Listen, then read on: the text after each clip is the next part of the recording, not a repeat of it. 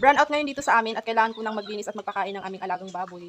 Buti na lang at meron kaming generator na nabili na. So, kailangan kong magpaandar ngayon ng generator. Dahil nga ako lang dito, mag-isa at wala yung aking partner. Dahil nasa trabaho din. So, yan. So, kaya natin yan paandarin at naturuan na rin tayo kung ano yung mga gagawin at kung paano siya paandarin. So, ipapakita ko ngayon sa inyo kung paano ko siya pinapaandar. So, ayan. Sa mga babaeng kagaya ko, kaya po natin yung paandarin. So, ituturo ko po sa inyo kung paano ko siya pinapaandar tuwing burnout kapag ako lang mag-isa dito. Siyempre, yung una kong ginagawa, yan yung breaker. Sinisigurado ko lang na kailangan may baba ko siya.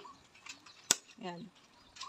Binababa ko siya para make sure lang na kahit magkaroon na ng kuryente, magkaroon na ng paliko, hindi basta-basta papasok yung kuryente para hindi masira yung generator. So, ayan, yung next ko na gagawin ay ito. So, kailangan nakakonect ito dito sa generator at nakakonect doon mismo sa saksakan para magkaroon ng supply ng kuryente. So, ito lang yung gagawin ko. Isasaksak ko lang to dito. Tapos, iikutin ng ganun para mag-lock at hindi na siya mabunot.